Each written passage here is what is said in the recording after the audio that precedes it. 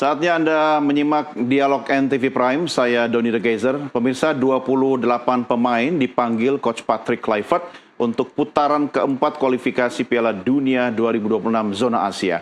Tidak ada nama Marcelino dan Miss Hilgers, cukup mengejutkan bagi supporter Timnas Garuda. Sementara Timnas berburu tiket ke Piala Dunia, fans Garuda di Arab Saudi berburu tiket untuk nonton langsung di stadion. Dan kabarnya, supporter Timnas kita hanya dijatah 4.000 lembar tiket. Mari sama-sama kita diskusikan laga yang akan berlangsung pekan depan ini. Kami sudah hadirkan di studio analis sepak bola Akmal Marhali, dan juga melalui sambungan Zoom kita terhubung dengan Ketua Fans Garuda Cabang Saudi Arabia, Muhammad Erlangga. Bung Akmal, apa kabar? Baik. Salam Garuda. Salam Garuda. Kita sapa ada Mas Erlangga, apa kabar? Assalamualaikum. Waalaikumsalam warahmatullahi wabarakatuh. Terima kasih Mas Erlangga sudah bergabung sama kami. Saya ke Bung Akmal dulu. Ya. Yang kita hadapi ini bukan kaleng-kaleng, tapi selalu ada harapan. Betul. Realistisnya seperti apa, Bung? Ya, Piala Dunia selalu ada kejutan. Realistisnya kita bikin kejutan. Kita yang harus bikin kejutan. Kita bikin Caranya? kejutan. Ya, caranya kita tahu bahwa Arab Saudi adalah tuan rumah yang pertama. Mereka secara psikologi sangat diuntungkan. Yang salah satu keuntungannya misalnya ya secara bisnis Aramco sebagai sponsor.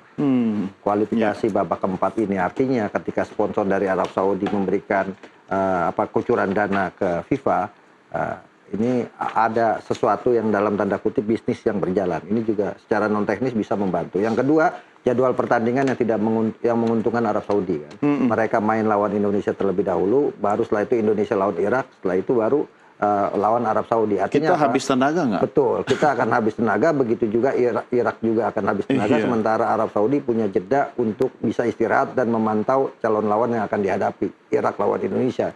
Artinya kalau kita mau lolos, minimal kita bisa meraih 4 poin. Sekali menang, sekali imbang, gitu kan. Nah, itu bisa kita lakukan kalau kita secara mental siap untuk menghadapi dua tim ini, karena bagaimanapun Arab Saudi misalnya dalam sejarahnya dari 14 kali kita bertemu dengan Arab Saudi, kita baru sekali menang dalam sejarah, yakni ketika kita menang 2-0 melawan Arab Saudi di GBK di babak ketiga kemarin. Yang menarik yang cetak gol dua-duanya Marcelino Ferdinand dan pemainnya tidak dibawa oleh Patrick Kluivert. Kenapa itu pertanyaannya? Nah, ini banyak yang kuciwa ini, Bung. Betul, termasuk fan-fan kita juga kecewa Marcelino tidak dibawa, tapi ada alasan yang katanya karena Marcelino ini minim jam terbang di klubnya. Sampai sejauh ini belum bermain. Termasuk ketika di Oxford juga dia jam bermainnya berkurang gitu kan. Ini yang mungkin menjadi alasan buat Patrick Kluivert tidak membawanya, karena dianggap misalnya sekarang sudah ada Emilio Jonathan yang bisa menggantikan perannya Marcelino Ferdinand, atau Eliano Reinders, atau juga ada Ricky Kambuaya yang bisa menggantikan. Tapi sebenarnya ini amat disayangkan menurut saya. Nggak kandang aja, lebih baik. Biar semua bisa turun. Betul, dan saya pikir ini problem yang mungkin akan menjadi tanggung jawab Patrick Kluivert juga kalau kita seandainya gagal menjawab ekspektasi publik. Gitu. Nah, sementara Irak juga bukan lawan yang kaleng-kaleng juga. Mereka pernah lolos Piala Dunia, ranking mereka sekarang 58-59 kan. Artinya ranking yang jauh sekali dengan Indonesia yang saat ini berada di 119 ranking FIFA. Ini menggambarkan, ranking sebenarnya menggambarkan bahwa kekuatan kita agak jomplang. Kita inferior lah berhadapan dengan dua negara ini, termasuk melawan Irak. Kita 3 kali bertemu Irak dalam eranya Coach Sintayong, kita 3 kali kalah gitu kan. Di kualifikasi Piala Dunia kita kalah 5-1, kemudian di GBK kita kalah 0-2, kemudian di Piala Asia kita kalah 1-3. Artinya tim ini sangat kuat sekali dan punya kemampuan yang sangat luar biasa. Nah, tinggal bagaimana problem-problem yang ada di tim nasional Indonesia ini bisa dibenahi oleh Coach Patrick Kluivert, yang saat ini sampai detik ini masih dalam bayang-bayang Coach Sintayong. Karena terakhir misalnya Gerard Panenberg aja ketika gagal kemarin, saya nonton langsung di Sidoarjo ketika kualifikasi Piala Asia U23, ketika kemudian kita kalah 0-1 dari Korea Selatan, langsung Ilir Sintayong muncul. Bukan mustahil itu juga akan muncul lagi, karena kerinduan orang terhadap Oh. Sintayong ini masih menjadi bagian yang belum bisa dipisahkan. Iya, Masih ada iya. nostalgia di Wow, sana. wow. Ini menarik. Iya, karena Tapi- Sintayong itu meninggalkan tim nasional kebetulan husnul khotimah gitu kan, menang 2-0 lawan Arab Saudi. Sehingga kemudian orang berekspektasi tinggi kepada Patrick Kluivert. Iya, saat itu. bahkan jadi nama daerah Keramat Sintayong ya. Saya ke Riyadh dulu bersama Mas Erlangga. Mas Erlangga, gimana ini suasana supporter timnas Garuda di Saudi menyambut timnas kita ini? Suasana kemeriahan seperti apa meski Marcelino sepertinya tidak dalam daftar? Gimana, Mas? Ya, kalau suasana di Arab Saudi tentu kita sangat excited ya. Timnas akan datang lagi ke Arab Saudi setelah tahun lalu datang. Jadi kita waktu mendengar kabar pertandingan akan diadakan di Arab Saudi 2 game lagi, itu sangat excited. Tapi kesenangan kita ini masih tertahan karena kita belum mendapatkan tiket untuk pendukung supporter Katanya Indonesia. dijatah Jadi ya? kita masih belum fully excited lah. Kapan bisa mulai tiket war ini? Kenapa? Kapan bisa mulai tiket war-nya? Ya, jadi sebenarnya kalau tiket ini informasi yang saya punya ya, insya Allah valid. Jadi sebenarnya tiketnya sudah disediakan oleh SAFF untuk Indonesia, tapi memang belum dirilis karena memang masih ada diskusi yang dilakukan antara Saudi Arabia Federation dengan PSSI. Ya.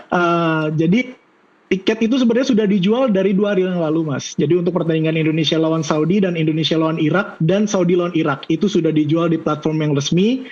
Cuma khusus untuk game home-nya Arab Saudi, tim away belum ada yang bisa beli. Oh. Jadi ini bukan terjadi hanya di PSSI di Indonesia, tapi di Irak pun mereka belum bisa beli. Ya. Sedangkan game kedua nanti yang hari Sabtu Indonesia lawan Irak itu kita udah bisa beli, udah kita kan dibilang 50-50 ya, tapi di platform tiket itu baru dibuka 10.000 sampai detik sekarang ini kira-kira 5.000 atau 6.000 tiket yang sudah terjual. Jadi belum fully habis sih sebenarnya. Yang belum kita dapetin adalah tiket game pertama antara Indonesia dan Arab Saudi. Dari Garuda Saudi sendiri kita actively communicating sama PSSI dan SAFF Ya. tentang kejelasan tiket. Jadi kita ada beberapa informasi yang kemarin sudah disebutkan oleh Bang Arya ya di media, kalau kita dapat 4.000 tiket atau 8% itu confirm. Hal yang sama kami dapat langsung dari SAFF dengan segala macam banyak yang terjadi di belakang ini membuat kami tertunda untuk bisa beli. Tapi insya Allah jaminan dari PSSI, Bang Arya sendiri kepada kami, tiket ada, tinggal Ya. tunggu waktu gimana kita bisa belinya. Kan lagi nego nih PSSI untuk tambahan tiket. Cuma kalau Ya. anggota Anda sendiri, Mas Erlangga, yang ada di sana untuk datang ke stadion kira-kira 10.000 atau 20.000? Itu terlalu overestimate sih Mas, bener. Ini kan tadi saya baru sebut ya berapa menit yang lalu. Tiket Indonesia lawan Irak sudah dijual. Sudah ada 10.000 tiket. Kalau memang Indonesia supporternya katanya mau merahkan Jeddah, seharusnya sudah habis dong Mas. Oh. Udah hari ketiga. Tapi masih bersisa. Jadi sebenarnya kalau yang saya bilang ke Bang Arya secara personal, ya udah yang 4.000 ini rilis dulu. Kalau kurang baru minta, jangan dipending pertanyaannya langsung kenapa lah. kok masih bersisa? Kok antusiasmenya itu tidak... Nah, coba jawab dong. Gini Mas, jadi gini, warga negara Indonesia di Arab Saudi kan banyak, Iya. banyak sekali. Tapi kan kami ini pekerja Mas, itu hari kerja. Hari kerja. Dan banyak yang kerja hanya libur hari Jumat. Oke. Banyak yang bekerja sebagai domestic worker atau kerja di pabrik Iya. atau tinggalnya jauh dari Jeddah. Nggak segampang itu kita dapat izin cuti dari majikan. Iya. Nah, dari 10.000 yang sekarang tersedia untuk lawan Irak, baru sekitar 5.000 sampai 6.000 yang terjual. Itu pun banyak yang kami Garuda Saudi kami blok.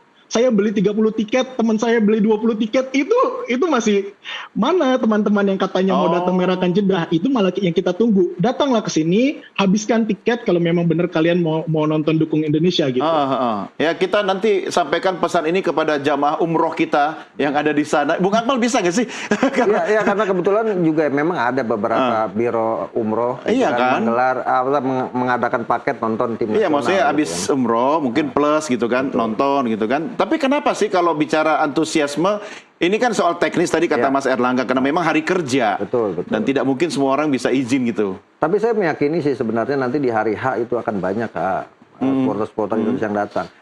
Memang tiketnya dijatah hanya 10% ya. 10% kalau misalnya kapasitas 40.000 ya kita hanya dapat 4.000 ya. 4.000 tiket. Yang di nego PSSI itu Nego PSSI diharapkan bisa mendapatkan lebih banyak kan. Itu karena ekspektasinya adalah ketika kemarin event-event sebelumnya di Arab Saudi kita juga punya antusiasme masyarakat sangat tinggi, dan seperti yang katakan oleh Bung Erlangga tadi gitu ya, mungkin masih hitung-hitung hari kerja, kemudian juga jadwal agenda kegiatan yang dilakukan, plus juga ini kan istilahnya kalau mesin belum panas nih, gitu kan. Solar. Iya, belum panas karena masanya kan sekarang masih ada sekitar 2 minggu lagi lah. Iya kan, untuk kemudian kita semua punya perhatian langsung kepada tim nasional kita, dan sekarang yang mendahului adalah kebetulan Nusantara TV gitu untuk memanaskan ini semua. Dan kalau dari yang saya tahu dari misalnya dari Indonesia sendiri, beberapa biro umroh kalau kita hitung setiap ini adalah 20 ya sekitar 100-200 mungkin ada yang dari Indonesia ya. Belum lagi nanti ya mungkin pejabat-pejabat kita yang punya antusiasme tinggi untuk nonton juga mungkin akan hadir. Tapi memang seperti kata Bung Erlangga katakan tadi, ya udah dibuka. Memang kadang-kadang Indonesia gitu menunggu, apalagi supporter dalam tanda kutip ya, supporter kan ada yang FOMO juga gitu kan. Nanti ada satu waktunya, cara, minta tolong Pak Kiai Ma'ruf Amin untuk memberikan instruksi kepada. Kebetulan lagi berangkat umroh. Oke, kita rehat dulu ya. Ya pemirsa, jangan kemana-mana, kami segera kembali sesaat lagi. Tiket pertandingan tim.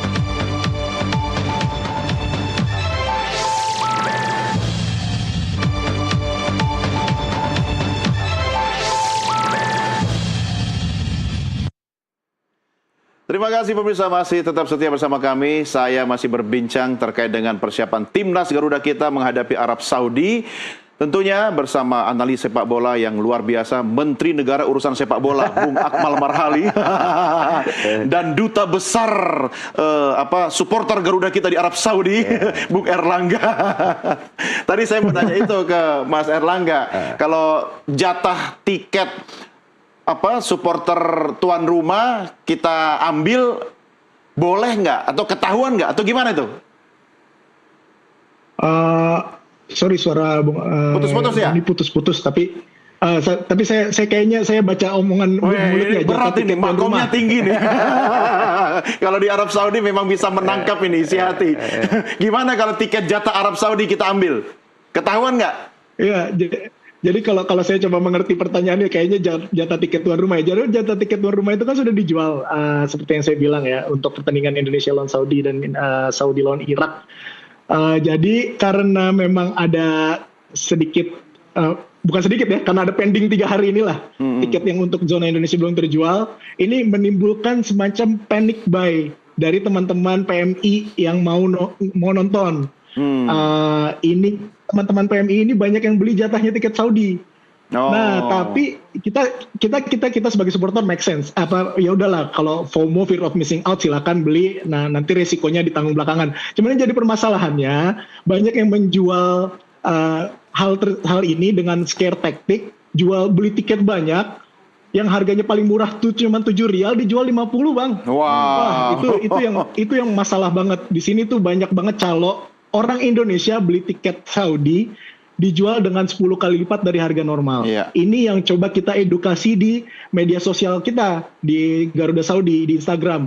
Janganlah kalian beli tiket Saudi. Janganlah kalian beli dari calo. Tunggu aja sebentar, tiket dari yang Indonesia official akan dijual. Gitu. Kenapa? Karena berkaca dari September tahun lalu, kalau teman-teman itu beli tiketnya Saudi, nanti akan diusir security, dilarikan ke zonanya Indonesia. Alhasil di zona Indonesia itu, Bang, yang tadinya cuma 4.000, 5.000 orang, diisi 8.000 atau 6.000, itu tahun lalu jujur aja banyak sesama WNI gesek-gesekan di stadion. Ini kursi gua, ini kita disuruh security. Nah, ini yang kita mau hindarin sebenarnya di tahun ini. Kita coba, makanya mungkin salah satu alasan kenapa PSSI dari Bang Arya minta tambahan tiket mungkin antisipasi ini. Cuman kalau dari kami, ya kami udah brace for impact aja.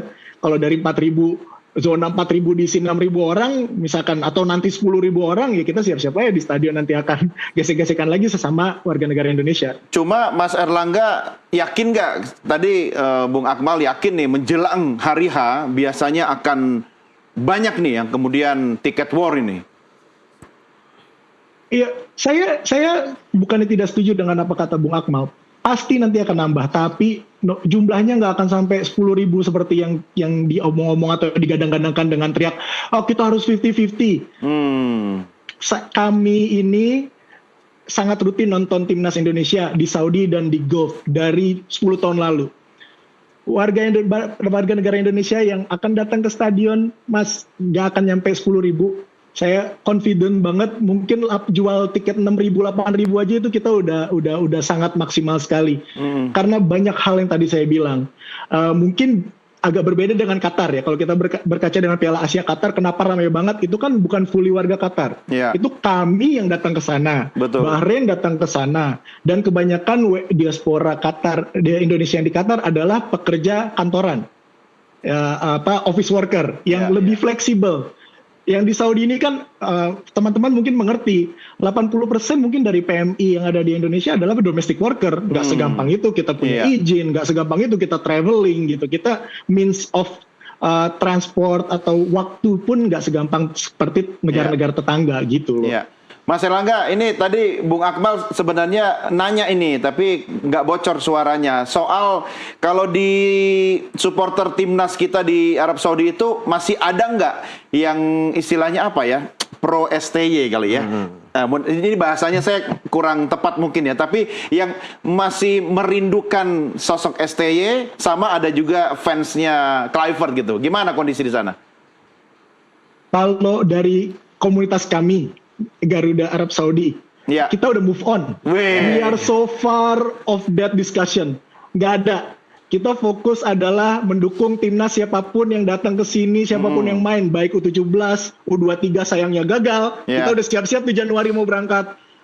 Senior, perempuan, nanti ada Islamic Solidarity Games, siapapun yang mewakili nama Indonesia datang ke Saudi, kita akan dukung. Masalah kemarin ada drama, ya drama itu 1-2 bulan lah Mas, sekarang kita move on, udah gak zaman bahas yang lalu-lalu. Walaupun memang saya fans STY, jujur saya fans STY. Waktu STY diganti saya kecewa, tapi buat apa? Sekarang buat apa? Nggak ada gunanya, Mas. Iya, move on. Yang ini sebelah saya kayaknya belum move on. Gimana? Ya, artinya kan ya di Saudi supporter sudah lebih terbuka kan. Siapapun pelatihnya, mereka akan memberikan dukungan gitu. Dan itu juga harusnya juga kita melakukan yang sama. Sekarang kan permasalahan adalah ekspektasi publik yang setinggi dengan kita di round 4 gitu kan. Tinggal selangkah lagi kita lolos ke Piala Dunia, ini pastinya menjadi menjadi PR berat buat Kluivert membawa beban ini. Apalagi lawan yang dihadapi langsung dua tim yang sangat luar biasa di Timur Tengah kan, ada Arab Saudi, ada Irak. Tapi kan Kluivert baru. Iya betul. Nah artinya kan gini, ada beberapa hal yang harus segera dibenahi. Masalah selama 2 uji coba kemarin Cina Taipei kita bisa menang telak gitu kan, tapi Cina Taipei kan levelnya Timor Leste dan Brunei Darussalam gitu. Tapi ketika kita lawan Lebanon dengan parkir bus, ternyata tim nasional kita tidak bisa mencetak gol. Artinya kalau kita mau lolos Piala Dunia kan tugasnya cuma satu, cetak gol lebih banyak dari lawan. Ya kan, nah ini problem. Nah kita berharap dengan hadirnya Ole Romeni yang pulih dari cedera dan masuk dari 28 pemain, kita berharap bisa kemudian menjawab ekspektasi kita, termasuk hadirnya Mauro Ziltra, Emiliano Jonathan, pemain-pemain yang baru dihadirkan, pemain diaspora. Kita harap bisa menjawab harapan publik bahwa kita bisa setidaknya mengelawan dua tim yang sudah langganan Piala Dunia. Tapi minus Marcelino dan Silgers gimana? Nah, ini yang menarik. Ada misalnya ada Nadio juga yang biasa dibawa tidak disertakan. Yang lucu kemarin katanya ada pendapat bahwa Nadio ini penampilannya tidak dalam performa terbaik, tapi di liga sebenarnya. Apa indikatornya apa? Iya, inilah indikatornya yang saya pertanyakan, karena timnya Borneo FC 5 kali main 5 kali menang, hanya kebobolan 2 gol.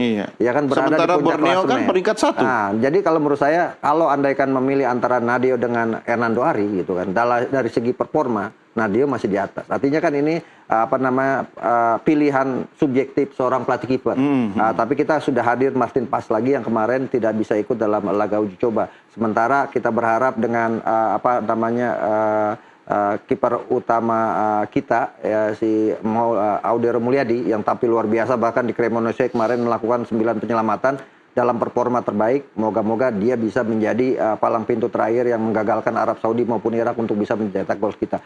Tapi yang menarik adalah ada dua pemain yang sebenarnya performanya sedang bagus, seperti Pratama Arhan dan juga Asnawi Mangku Alam di klubnya di Thailand. Tapi kemudian tidak dipanggil karena memang di posisi bek kanan dan bek kiri kita sangat penuh nih.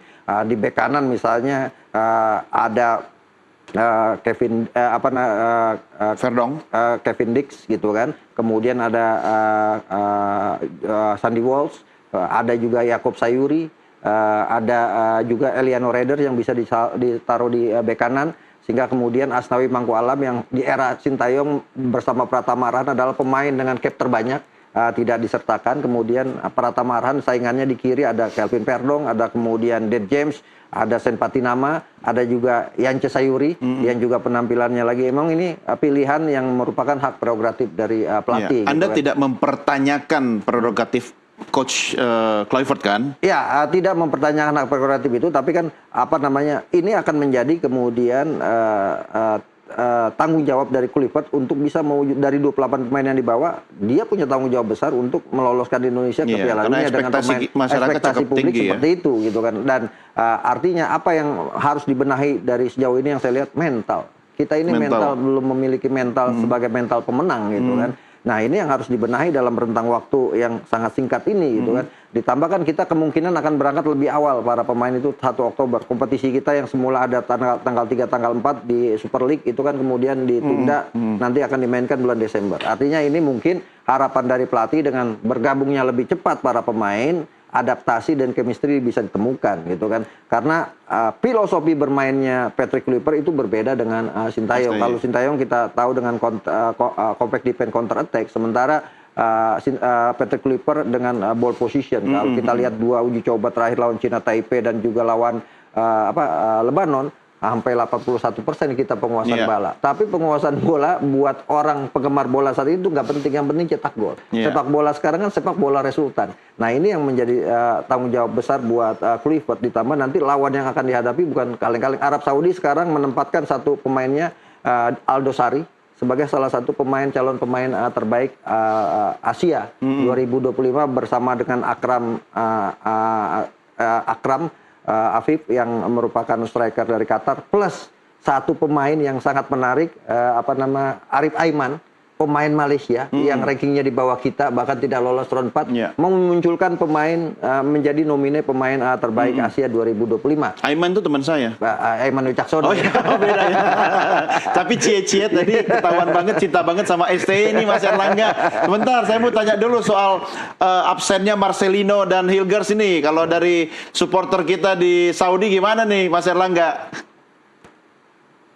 Kalau absennya 2 pemain, sebenarnya kalau Marcelino saya cukup sedih secara personal pribadi ya, karena saya baru beli jersinya Marcelino berharap ketemu minta tangan.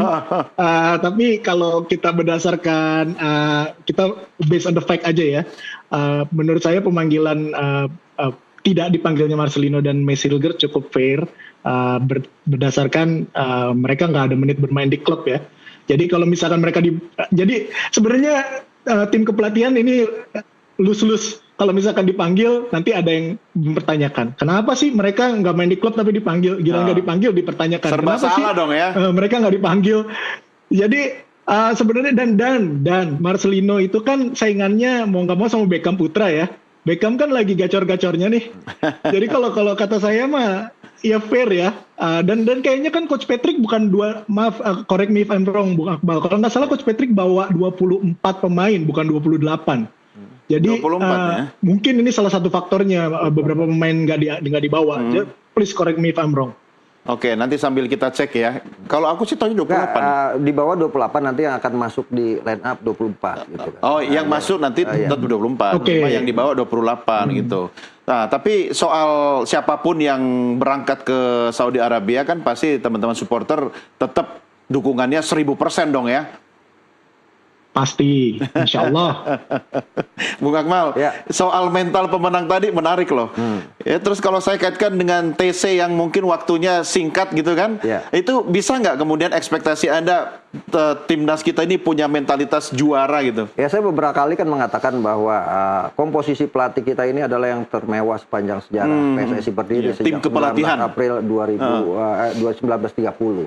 Termasuk komposisi pemain kita yang termewah, Iya, gitu iya, kan, sepanjang sejarah tim nasional kita juga. Bahkan kalau dibicara misal market value-nya sudah hampir menembus 700 miliar Iya, dari iya. pemain-pemain yang ada. Artinya ini menggambarkan program diaspora yang dilakukan bertujuan untuk apa ya, mengakselerasi prestasi timnas.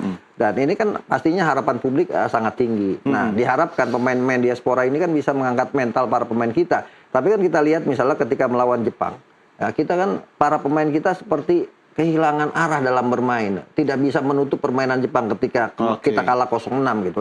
Ini kan problem yang kita hadapi sejauh ini. Memang di tangan Patrick Kluivert dari 6 pertandingan kita total 3 kali menang, kemudian 2 kali imbang, 2 kali kalah gitu kan. Namun yang kita hadapi ke depan adalah tim yang punya mentalitas yang sangat luar biasa. Arab Saudi sejak 1986 lolos Piala Dunia. Mereka salah satu adidaya sepak bola di Asia. Yeah. Irak juga demikian, perubahan gaya Arab. Irak ini kan lebih dekat kepada Persia atau negara Mesopotamia yang kulturnya lebih ke Eropa dengan badan yang sangat tinggi-tinggi. Artinya ini juga PR sebenarnya, ditambah mungkin cuaca. Kita berharap besok cuacanya tidak sepanas, Terlalu panas, ya. terlalu panas karena Tapi akhir tahun materi pemain kita kan mayoritas pemain-pemain yang Eropa gitu kan. Iya. Walaupun dia punya darah Indonesia, tapi hidup dan lingkungan hidupnya sejauh ini kan adalah daerah-daerah yang tidak begitu panas. Artinya ini akan jadi problem tersendiri. Tapi apapun, ini kan keputusan pelatih, maka kita harus hormati. Dan yang paling penting adalah ya Patrick Kluivert juga harus mempertanggungjawabkan apa yang dia ambil saat ini ketika kemudian nanti ada kritik-kritik dari publik terkait misalnya dalam tanda kutip penampilan tim nasional kita di luar ekspektasi kita. Itu mungkin bagian dari strategi Coach Patrick untuk menghadapi laga-laga berikutnya, atau dia masih membaca chemistry pemain? Ya, kalau dari uji coba yang kemarin kan beberapa kali dia melakukan rotasi pemain ya. Bahkan yang menarik adalah ada pemain yang selama eranya Coach Sintayong tidak dipanggil, di era Patrick Kluivert kembali lagi. Stefano Lillipali, Mark Klok, ya kan. Kemudian ya muncul Beckham Putra yang sekarang menjadi salah satu andalan, bahkan bersaing dengan Marcelino Ferdinand. Secara jam terbang Beckham Putra lebih tinggi dari Marcelino Ferdinand saat ini. Perubahan komposisi main juga terjadi dari 3-4-3 menjadi 4-2-3-1 yang dilakukan oleh Patrick Kluivert dalam 2 uji coba melawan Cina Taipei dan Lebanon. Diharapkan dia menemukan komposisi terbaik. Saya melihat Patrick Kluivert memang sudah menemukan komposisi idealnya yang dia harapkan dengan bermain dengan 4 back kan. Dan itu yang akan dia coba. Kemarin kan dia sengaja menaruh Kelvin Pordong sebagai gelandang agar kemudian dia bisa lihat mana pemain yang kemudian bisa menjadi kartu as di pertandingan melawan Arab Saudi. Dan penampilan Emiliano Jonathan juga cukup menjanjikan ya. Tapi kan kemarin uji coba melawan tim yang secara levelnya di bawah Indonesia. Bagaimana nanti mentalnya melawan tim sekelas Arab Saudi dan Irak. Dan ini yang kemudian masih menjadi PR buat Patrick Kluivert di saat pemain Indonesia mungkin akan dari mulai tanggal 1 yang main di Liga Super League sudah bisa berkumpul. Tapi pemain-pemain Eropa kan belum bisa berkumpul. Artinya ini akan jadi problem tersendiri buat Patrick Kluivert untuk menyatukan chemistry tim ini. Tapi saya meyakini bahwa Piala Dunia selalu menghadirkan kejutan. Harapan saya kita bisa bikin kejutan. Kejutan kita ya kita lolos langsung di lewat ronde 4 ini, artinya kita harus jadi juara grup, atau kita lolos ke babak playoff, artinya kita jadi runner up. Dan ini menurut saya adalah tugas yang kita harapkan bisa diwujudkan oleh Patrick Kluivert. Atau kita yang terkejut nanti? Mungkin ya saja gitu kan. Tapi ya, kalau saya kejutannya bagus gitu kalau saya kan gini, saya secara realistis dan objektif mengatakan bahwa sebenarnya kita ini berat untuk lolos Piala Dunia. Karena level kita Piala ASEAN aja kita belum pernah juara. Piala Asia kita mentok di babak knockout gitu. Belum bisa menunjukkan kemampuan kita menjadi tim yang levelnya sudah naik. Itu kan cuma seberat apa? Angan-angan publik aja yang selama ini mengatakan kita ini udah level Asia dan level dunia. Artinya dengan ada di babak keempat kita tampil baik saja melawan Arab Saudi dan Irak, tidak kalah dengan skor besar. Itu sebenarnya sudah sebuah permulaan yang bagus. Tapi kan sekarang mumpung ada kesempatan, kan Indonesia seperti itu. Ada kesempatan depan mata, tuntaskan kan seperti itu. Tapi kan kita juga harus berpikir objektif. Kita belum sampai ke level sana sebenarnya. Tapi kita punya secara subjektif, kita punya kesempatan untuk lolos lewat yaitu kejutan tadi. Semoga Patrick Kluivert punya hoki. Ya, kan, di babak siapa tahu ini. Hokinya malah di Tanah Suci. Hokinya nggak dibawa kan, hoki Caraka. Saya kembali ke Mas Erlangga. Mas Erlangga, ini ada dua pertanyaan. Yang pertama soal kondisi cuaca ya sekarang ini. Kalau seingat saya menjelang akhir tahun nggak terlalu panas ya. Tapi bagaimana sekarang ini kondisinya? Ya, kalau kondisi cuaca, kalau Jeddah itu kan salah satu kota yang nggak pernah terlalu ekstrim dingin. Jadi panas banget atau tidak terlalu panas. Jadi Oktober ini kemungkinan besar sedang menuju tidak terlalu panas. Untuk kelembapan mungkin agak sedikit lembab ya, tapi tidak separah Jakarta mungkin harapannya. Menurut saya sih kalau pemain kemarin biasa bermain ya di Surabaya, di Jakarta dengan kelembapan yang cukup tinggi, harusnya bisa cope ya dengan kondisi bermain nanti di Saudi, apalagi mainnya kan nanti jam 8 malam waktu setempat, apalagi ya, dan game yang lawan Irak akan jam setengah 11 malam waktu setempat, jadi harusnya lebih sejuk dan tidak terlalu panas. Tapi tetap harapan kita adalah pemain-pemain kita khususnya yang bermainnya di Eropa, ya mereka mempersiapkan fisiknya ya untuk nafasnya biar bisa main 90 menit lebih. Jangan lupa suplai air zam-zam yang banyak. Benar loh, air zam itu tidak dingin tapi menyegarkan. Betul. Ya kan? Nah, coba itu sampaikan ke Coach Patrick itu. Nah, sekarang saya mau tanya Mas Erlangga, bukan sebagai supporter tapi seperti analis. Analisa Anda yang ada di sana, sudah sering menyaksikan juga timnasnya Saudi ya kan, ketika akan ketemu dengan timnas kita. Seperti apa kira-kira hitung-hitungannya, Mas? Ya, kalau saya kemarin sebenarnya hampir 2 minggu lalu dengar kabar yang baik waktu sebenarnya nggak boleh kayak gini ya, tapi waktu dengar Salim Dosari cedera, itu saya happy. Wah, Salim Dosari cedera, terus kiper utamanya Nawaf Al-Kidi juga cedera. Itu saya happy tuh. Ternyata Salim udah sehat, sudah main lagi, tapi kiper utamanya Nawaf masih terlihat belum main di klub dan juga masih terlihat belum latihan di Al Nassr. Jadi harapan kita adalah at least kiper utama mereka Nawaf, walaupun Nawaf itu masih muda ya, tapi itu kipernya udah andalan banget ya di Al Nassr. Jadi harapan saya dari sisi kiper yang bermain adalah kiper lapis kedua atau lapis ketiga yang memang sebenarnya juga masih jago. Tapi harapan saya yang main kipernya bukan kiper utama, dan beberapa backnya juga sekarang ini kan baru 3-4 game liga ya, banyak yang kurang menit bermain. Mudah-mudahan sih mereka nggak match fitness. Bukan mendoakan yang jelek-jelek, tapi kita mendoakan yang lebih baik untuk Indonesia. Mudah-mudahan mereka tidak match fitness, mereka tidak kompak, supaya kita bisa memanfaatkan momentum. Tapi balik lagi ke omongan Bung Akmal, sebenarnya agak sulit kalau misalkan di Indonesia dan Coach Patrick mau bermain possession melawan Arab Saudi dan Irak. Saya lebih setuju sebagai analis dalam tanda kutip, saya lebih setuju kita main counter attack. Karena biarkan mereka yang nyerang kita terus sampai mereka frustasi, kita counter attack. Tinggal dilihat apakah kita membawa komposisi pemain yang bisa lari kencang untuk seperti gol yang kita kemarin main lagi di Arab Saudi gitu ya, counter attack dari Ragnar, itu yang kita harapkan. Ya kalau misalkan Coach Patrick beranggapan beliau yang pelatih, beliau yang lebih tahu main possession lebih baik dan akan berhasil lawan Saudi, mudah-mudahan berhasil. Tapi kalau sebagai analis kacang-kacangan kayak saya sih, saya berharap kita main bertahan, kuatin di belakang, counter attack di depan, dan mudah-mudahan Ole fit, bisa lari terus ke depan, bawa bola sendirian, gocek 5 pemain, golin, kalau perlu kipernya digocek, golin. Mudah-mudahan itu bukan statement pesimis ya Mas Erlangga ya. Kan katanya tadi Mas Erlangga analis kacang-kacangan. Kalau yang di sebelah saya ini analis termahal. Kan tadi kan timnas kita kan juga value-nya kan sangat mahal kan. Nah, ini analis termahal dari seorang analis termahal. Apa yang harus kita waspadai dari Arab Saudi? Yang kemudian setelah itu kita menghadapi Irak. Ya, yang pertama mental Arab Saudi di atas Indonesia. Begitu juga Irak. Tapi kan yang menarik adalah ini pertaruhan 3 pelatih baru di 3 negara ini gitu kan. Patrick Kluivert menggantikan Sintayong. Kemudian Sintayong lagi. Alvaro Renat menggantikan Roberto Mancini di Arab Saudi. Kemudian Graham Arnold. Artinya posisi pelatih ini yang namanya juga sangat familiar sebenarnya sama gitu kan. Ya kan, materi pemainnya juga sebenarnya mirip-mirip. Artinya sekarang tinggal bagaimana ketiga pelatih ini bersaing untuk bisa meraih kemenangan. Nah, ini artinya yang harus menjadi PR buat Patrick Kluivert bahwa yang dihadapi di depan adalah pelatih-pelatih yang juga dalam tanda kutip baru. Walaupun Alvaro Renat ini kan sebenarnya pelatih yang sudah lama, yang kemudian digantikan Mancini, kemudian balik lagi gitu kan. Tapi bedanya mentalitas dan chemistry mereka lebih unggul begitu. Betul, mentalitas dan chemistry mereka lebih unggul. Mereka juga punya kematangan bermain. Nah, ini yang menjadi problem buat Indonesia.